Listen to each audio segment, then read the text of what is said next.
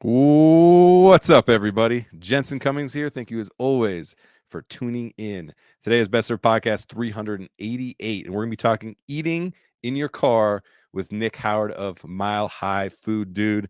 This is episode 6 of 8 of Denver Restaurant Tik Tok Week. All week, we're talking to content creators around the Denver scene about short form video, about TikTok, about Facebook Reels, Instagram Reels, the future, the now of the ways that restaurants, food businesses need to be expressing who they are, what they're all about, the food, the experience as a whole. We have to go beyond the sexy food pic and the obligatory post of come buy my shit. We have to tell deeper stories.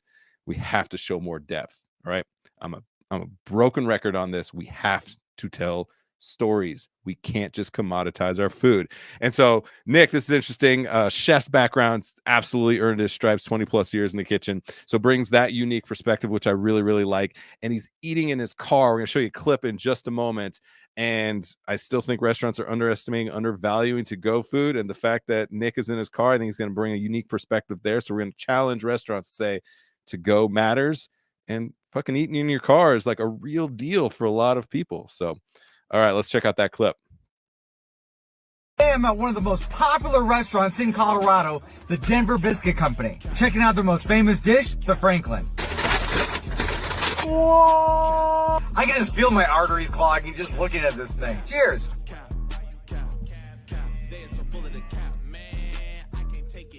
Oh my god. Look at the size of that patty in there. That biscuit is super flaky. The chicken's nice and juicy, got a little bit of a kick to it. 4.5 out of 5. And don't forget to follow me to find out where to dine out. All right, let's bring in Nick. Nick, dude, that biscuit is like coming over the edge of that bowl. It's ridiculous. Oh yeah, they mean business there. that thing is no joke. I love it. It's just like casual, showing off the guns. You got the sunglasses, the cap. I love the whole swagger. I love the whole vibe, and even just like the strangely ASMR of like you digging through the bag. That's such a sound where I was like, oh, I know that sound. When you reach in, you hope the food's all right. You hope everything's going to be looking good. It's like that unveil moment, kind of like when they drop food at the table for you. So first off, why eating food in your car? So for me, right, I've been a chef for a very long time. I love food. I know there's a lot of food pages out there that will kind of take you on a tour of the restaurant, the food coming in, and then they'll show, maybe dipping the fork, but you never really see the person, which is fine. But for me, I want to experience the food with my follower, with the person, engage with them, showing that SMAR, right? Kind of getting those sounds, getting the look, getting the vibe of when you receive this food, this is what you might, go through, digging through a bag if you're taking it to go, having to cut through a biscuit this big, how are you going to eat it? Are you going to unhinge your jaw? Are you going to use a fork and knife? But it's taking a personal experience and sharing it with the audience, and which I think is important to really showcase the food is how's it being delivered to my face. Yes.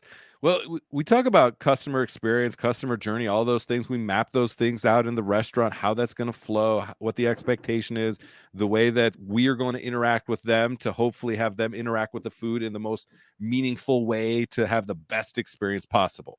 Yet, seemingly now, even through COVID, even as restaurants had to, quote unquote, pivot towards carry out to go delivery food, we still aren't really taking that customer journey all the way to their car or maybe even all the way to their home. And so you're showing like the mechanics of it, even like how big is the bag? How big is the thing? Like, how can you get it to your mouth? Like, are you holding multiple pieces? Are you like, is it all over the place? Is this somebody eating in their car for lunch on the way back to work? Like, what is that experience? And so I'd love for you to just give us some of the mechanics of it. The restaurants that do it really well, what is maybe the pattern you see there to give some advice? And then let's flip it and say, what are the restaurants that are, when they're doing it poorly, you're just like, this is a cluster. I can't even eat this. Even if the food's good, I can't enjoy it. So start with who's doing it right. What are they doing?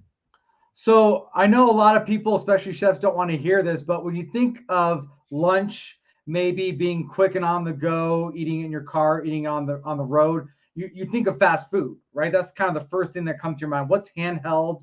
What, you put your fries in your cup holder now and you can just eat while you drive. And so, a lot of restaurants definitely have a lunch vibe to it. Maybe they're trying to think more brunch on the weekends, but if they want that business during the week, they want someone who travels or is a laborer of some kind to come to their restaurant for the food. How are they going to eat it quickly and efficiently without making a mess everywhere, then going back to work and be like, what just happened? So making things a little bit more lunch accessible, so maybe smaller portions, smaller prices, not everywhere because I know inflation's through the roof, but Sure. just trying to think of who's taking this to go, who's eating it. I've gone to multiple places that don't even give you cutlery, right? So I get in the car and I'm like, uh-oh, how's this gonna work? Now I just gotta fist this and biscuit and gravy. I had cutlery there, but you want to start to think about your customer. How are they going to eat it? How are they going to travel with it? And are they just going in the parking lot like I am and just eating it real quick and then going off with their day? So you might want to start thinking about how we could implement those into our weekday kind of lunch specials. And for you, you have a whole channel around it. You're focused on it. Obviously, you're specifically content creating around it. Yet I see random people who aren't necessarily food people who are just posting about their lives. I've seen them eating in their car, and you can tell when it's clunky and clumsy for them and awkward for them. Like it just doesn't show up well. So from both content on short form video and from the customer experience, you're going to see that. And if somebody has a great experience, they're exponentially more likely to post about it. So you're creating the upside potential for you to have content. And we know that customer generated content, one of the most valuable things that you can have.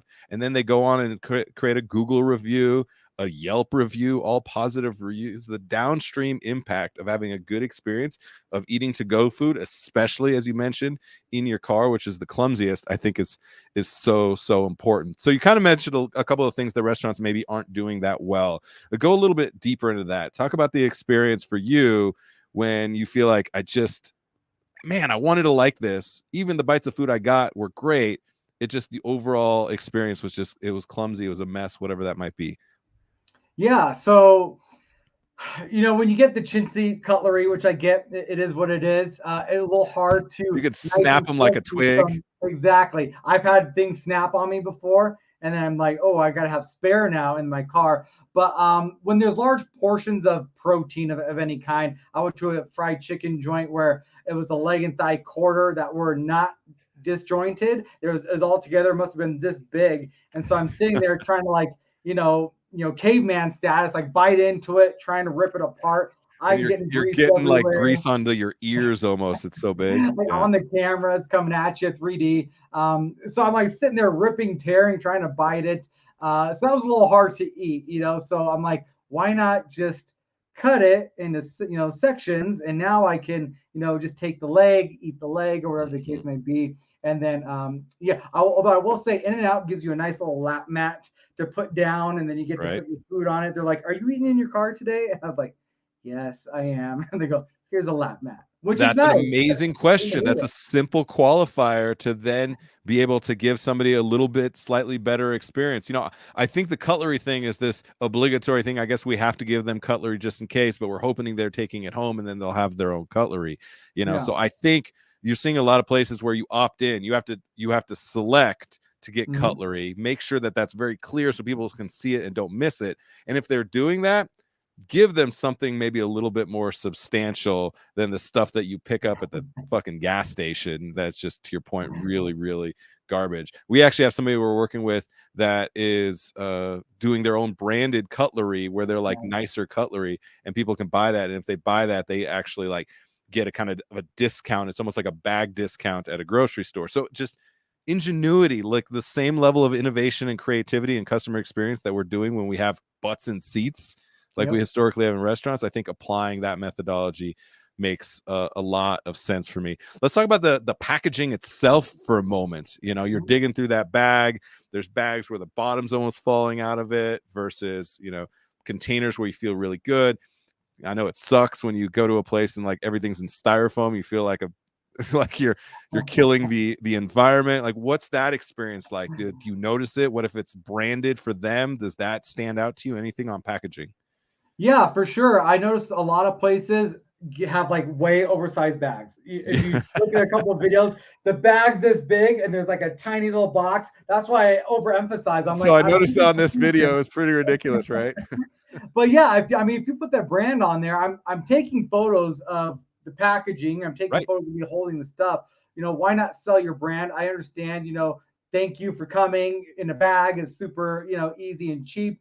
But if you could get some brand on there, I mean, even in the Denver Biscuit Company, they had like a sticker that just goes right on a generic box. Boom, there it is. But I do notice too, as a cook in the kitchen, right? I understand we're working hard, but I've gotten boxes where it's just like covered in food. It's like caked on there. I'm just like, oh boy, okay. Like, is it safe to open and see what's inside? It's like, I'm all about working neatly in the kitchen. And I get it. It's crazy. It's pandemonium. But yeah, there's been some times where I'm like, okay, I haven't even opened the box, and already my hands are greasy. They got debris all over it. Oh So like, man, that gives me look, such anxiety, Nick. All right, that's everybody from two chefs here. We're gonna tell you, just like you wipe the rim of your plate, make sure that you bib those to-go boxes or start a new box.